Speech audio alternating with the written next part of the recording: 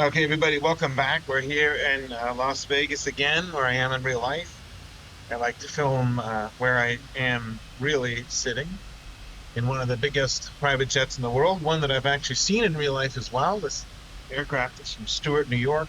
Polaris Aviation Solutions runs this beauty, 777-200, as a private jet.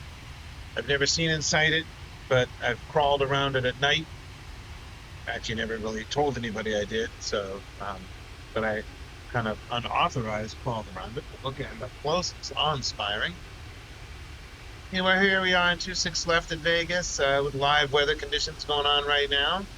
Just to demonstrate something very simple, besides the beauty of this aircraft, and that is what is level change. Level change is my favorite speed control in jet aircraft that I fly in real life. Take your indicated airspeed is going to be on auto throttle or by hand, and it's going to be really designed to get you the maximum performance of the aircraft. So rather than using a vertical speed, which you set yourself, level change will take the aircraft's energy, performance, capture that speed, and give you the resulting vertical speed with it. So in most cases, jets want to climb very quickly to 10,000 feet for passenger comfort, efficiency, and whatnot. And when I fly a corporate jet, I love to fly at the maximum rate, at least until above the cloud line where it gets smoother. And below the clouds, it's bumpy with thermals and whatnot. You want to be up high quick. I don't care what jet you fly, whether it's a 747 or a Cessna Citation. There's something magical about the 250 knot. Its rule speed limit below 10,000, but it also, to me, corresponds with the greatest rate of climb in every jet I've flown. I've flown large and small corporate jets.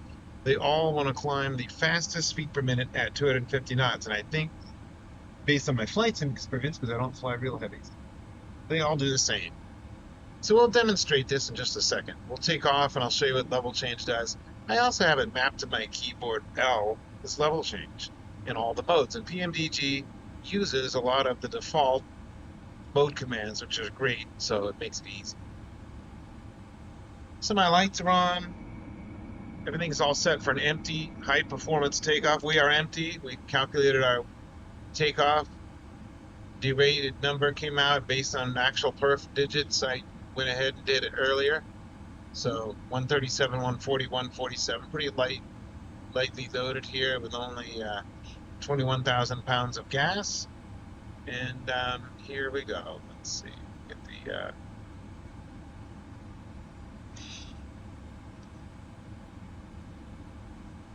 brakes coming off.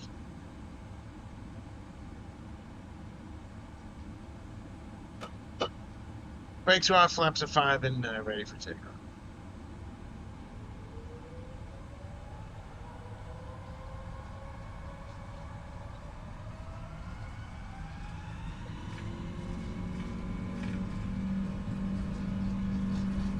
All right up to the 1400 limit for the derated takeoff. Acceleration is rapid today due to the lightweight.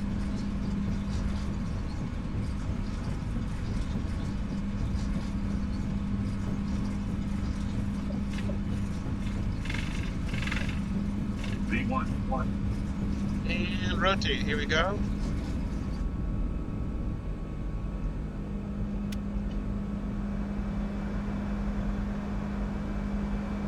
Positive rate gear coming up.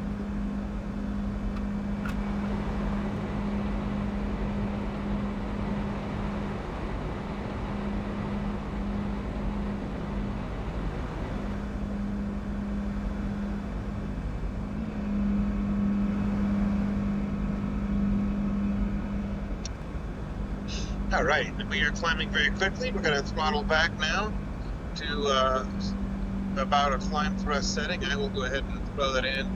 Climb thrust is, there we go, 1200 Ebert. There we go, climb thrust. Level off, a little bit lower than I was. I'll put the autopilot on here in a second. Autopilot's on. And we get a heading mode, heading select. And this is where I'm going to use level change. 220 knots, one flap up here. Selected flaps to 1 and hit L as a keyboard command. Level change. Flight level change is locked at 230 knots. I'm going to clean the wing completely now and subtract all drag. Slats will be coming up.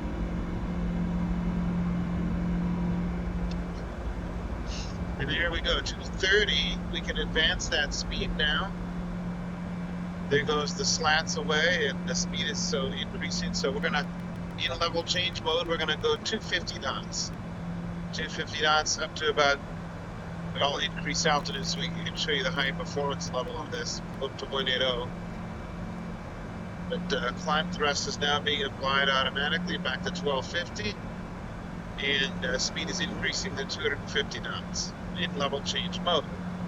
So instead of vertical speed that you have to manage it, level change will keep you out of trouble because you'll never stall the aircraft if you forget what you're doing, because you're going to be keeping that speed in there, and it's going to give you the greatest rate of climb possible. Now, also at the same time, you may have to change the climb thrust if you want to get more power out of it.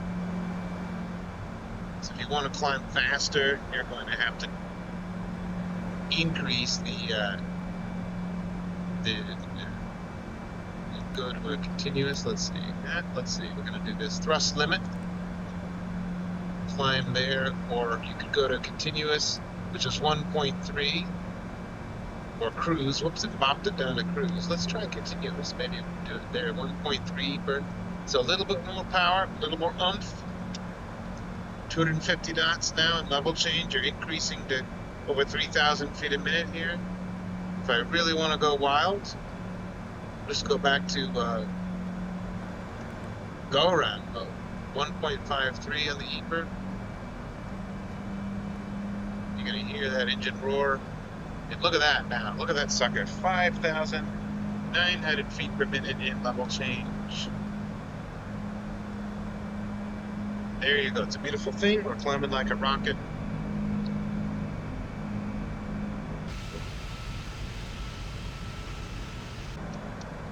So there you go. Hope you enjoyed that little lesson on what level change does. Believe it or not, you can use it on the downhill as well. I'll let you discover how that works, but I'll bring a video about that later. But mostly it's used as professional climbing applications and large jets, even some biz jets we use it. But it gives you the greatest rate of climb, as far as I'm concerned, around 250. But it'll do anything you want.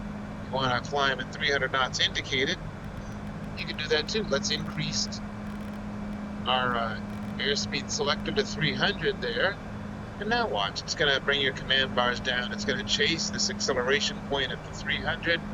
And this will drop drastically, but it'll do what you want. A 300 knot high-speed forward climb with a higher true airspeed is desired. Lowering the deck angle but accelerating now. We don't get that high foot per minute anymore, but we get a forward airspeed climb. Get home Midas climb, Michael. So let's get that ground speed up and do it this way. Now we're 3,000 feet a minute. That's how level change works. Very easy. Hope you enjoyed that little lesson. Thank you.